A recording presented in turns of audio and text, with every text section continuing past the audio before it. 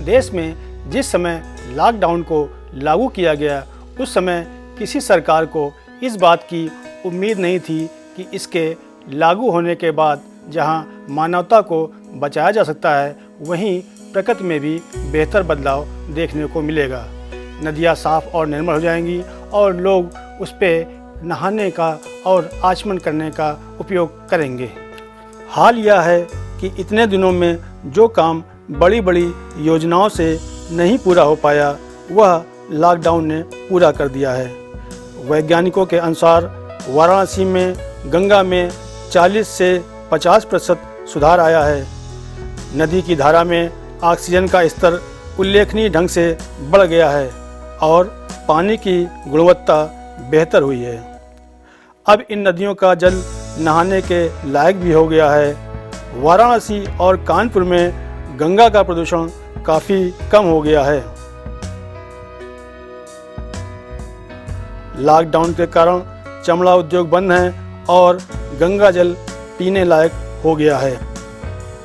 पर्यावरण को लेकर चिपको आंदोलन, अपिक्को आंदोलन, साइलेंट घाटी आंदोलन, जंगल बचाओ आंदोलन, नर्मदा बचाओ आंदोलन, टिहरी बांध विरोधी आंदोलन और ना जाने कितने आंदोलन हुए, लेकिन लॉकडाउन के बाद देश के कई राज्यों से उन नदियों के अचानक साफ हो जाने की खबरें आ रही हैं, जिनसे लगता है जो काम सरकार को करना चाहिए था वह कार्य प्रकृति ने खुद ही कर दिया। दिल्ली की जीवनदायिनी यमुना नदी के बारे में भी ऐसी ही खबरें आ रही हैं। पिछले दिनों सोशल मीडिया पर कई तस्वीरें सामने आई हैं। ऐसा माना जाता है कि यमुना के प्रदूषण में 70% योगदान उसमें गिरने वाले घरेलू कचरे का होता है और 30% योगदान फैक्ट्रियों से उसमें गिरने वाले कचरे का होता है। भारत के कई शहरों में वाहनों की आवाजाही 85% न होने के कारण पर्यावरण बेहतर हुआ है।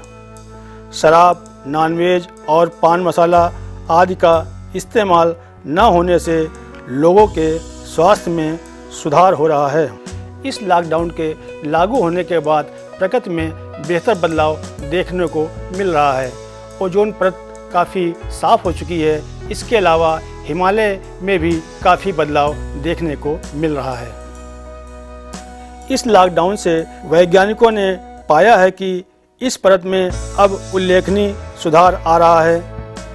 ब्रिटेन की प्रमुख वैज्ञानिक पत्रिका नेचर में प्रकाशित ताज़ा शोध के अनुसार जो केमिकल ओजोन परत के नुकसान के लिए जिम्मेदार है उनके उत्सर्जन में कमी होने के कारण यह सुधार हो रहा है।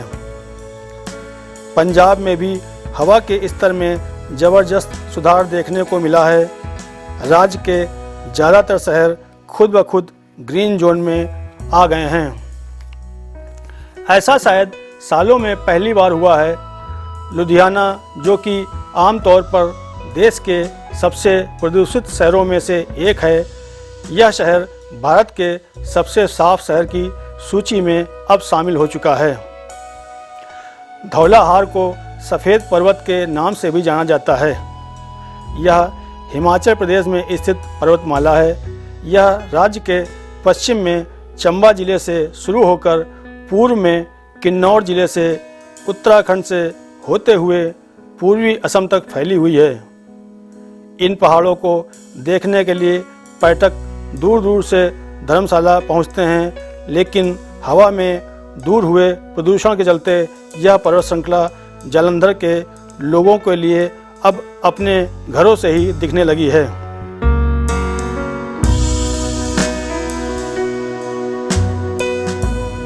जाहिर है कि इस लॉकडाउन के बाद हम अपने दैनिक जीवन में ज़्यादा बदलाव तो नहीं कर पाएंगे, लेकिन यह लॉकडाउन आने वाले समय के लिए एक बेहतर रास्ता बताकर जाएगा।